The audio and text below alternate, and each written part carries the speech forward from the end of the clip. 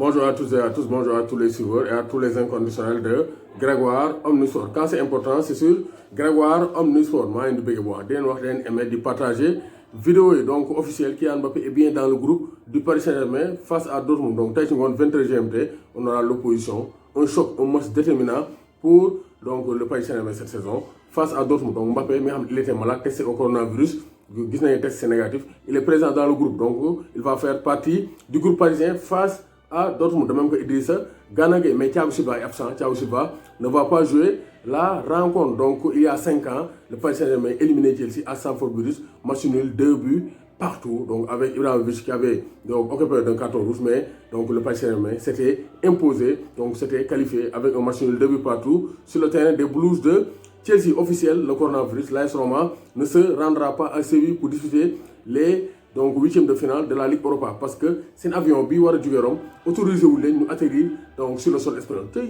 C'est la défense donc de l'intérêt national. Coronavirus bi comme Italie la lëmbee fële ci Europe gars yi nanguwuñu avion italien di atterrir sur le sol espagnol. C'est ça être un état fort. Moo tax match boobu dañ koy reporter. Donc finale coupe de la Ligue aussi dañ koy reporter entre Lyon et le Paris Saint-Germain. Benn date fixé wuñ ko parce que quand même donc coronavirus bi actuellement day lëmbee dëkk bi. Donc 2000 à 3000 supporters du Paris Saint-Germain sont attendus devant le Parc des Princes avant le match ce soir. Donc 2000 à 3000 donc supporters du Paris Saint-Germain ñu ngi leen di xaar pour donc booster, encenser les hommes de Thomas Tuchel. On va aller en Catalogne pour parler de Lionel Messi. Donc Messi a un terrain, mais Messi gangster là, c'est mon gars. Messi gangster là, parce que Messi, il était remonté contre Eric Abidal qui avait accusé les joueurs de FC Barcelone après l'éviction d'Ernesto Valverde. Donc dans Valverde, Abidal Guinée, Zori, il ne s'était pas solidarisé autour d'Ernesto Valverde. Moi, Valverde ñu dàq ko loolu nag dafa xaw a metti Lionel Messi moo tax Messi dafa doon entraîner gis Abidal romb Messi dagg entraînement bi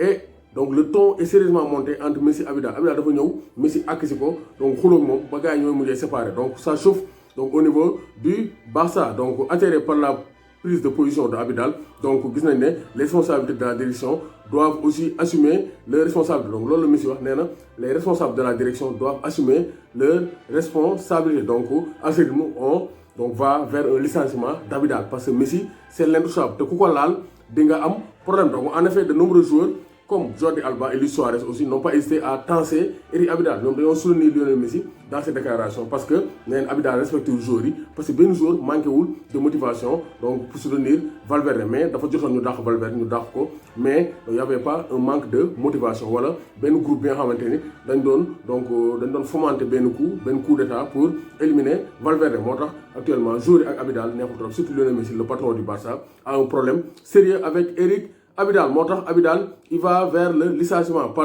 parce que Messi ku bëgg jàmm doo ko laal Barça. Donc Erling Haaland nee na bëggul ñu koy comparer ak benn joueur. Nee na moom mooy Erling Haaland nañ ko bàyyi ni mu mel bu ñu ko comparer ak beneen joueur. Donc gis nañ Mourinho a été humiliant 3-0 lañ ko doon. Donc Mourinho depuis donc 2014 Mourinho qualifié wul 8e de finale Ligue des Champions. Donc ces 3 dernières campagnes face à Chelsea dañ ko éliminé, face à Manchester United dañ ko éliminé, face à Tottenham dañ ko éliminé. Amul benn match bu mu ci gagné. Donc c'est pour dire que Mourinho actuellement il est has-been. Football bi da koo dépassé.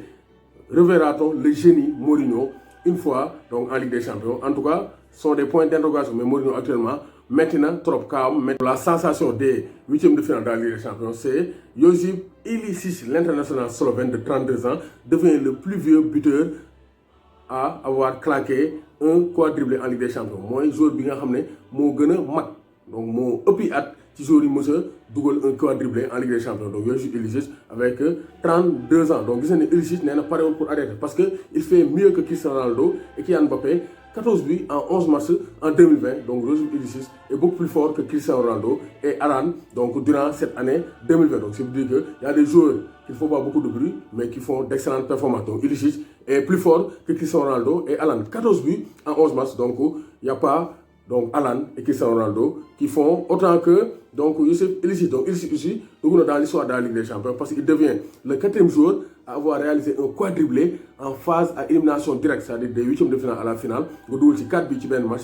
Ilicic mooy le 4e joueur à l'avoir fait. Kan moo ko njëkk a def am na joueur yu ko def Lionel Messi moom jinne la da koy def na ko. Mario Gomez def na ko l'international allemand def na ko. Robert Lewandowski def na ko face au Real Madrid de José Mourinho. Donc Ilicic a été le grand bonhomme et il fait la une des journaux comme tout autre sport. Ñu ne vraiment c'est historique. Ilicic est le génie de la déesse. De quelle déesse? De l'Atalanta Bergame. Donc c'est pour dire que tout autre sport a bien titré Ilicic est le patron des Nerazzurri de l'Atalanta Bergame. Donc ça c'est historique, hein, vraiment. Atalanta Bergame, ils sont qualifiés pour la première fois en huitième de finale de la Ligue des Champions. Et c'est grâce à Ilicic. Donc Gaïndé Ndiaye, warul tiit warul ragal.